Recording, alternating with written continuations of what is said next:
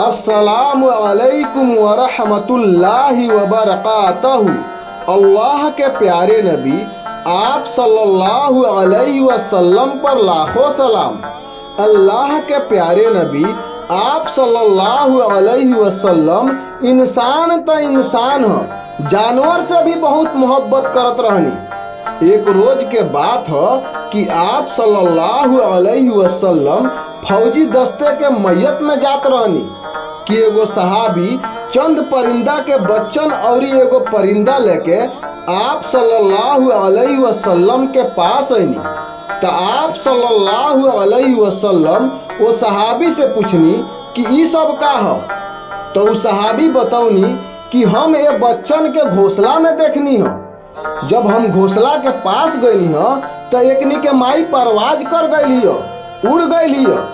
हम सारा बच्चन के अपना रुमाल में लपेट लेनी ह। तो एकनी के माई हमरा सर के ऊपर मंडराए लागल ही। फिर हम रुमाल के जमीन पर रख के खोल देनी ह। बच्चन के माई बच्चन के पास आईली ह तो हम बच्चन के साथ ओकनी के माई के भी रुमाल में लपेट लेनी ह और रउआ लगे लेके आईनी ह।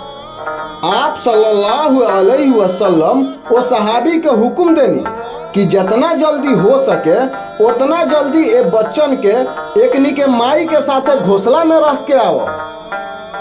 फिर उ सहाबी अल्लाह के प्यारे नबी आप सल्लल्लाहु अलैहि वसल्लम के हुक्म के पालन कैनी। या रसूलुल्लाह सल्लल्लाहु अलैहि वसल्लम आप हम सब पे नजरे करम फरमाइए।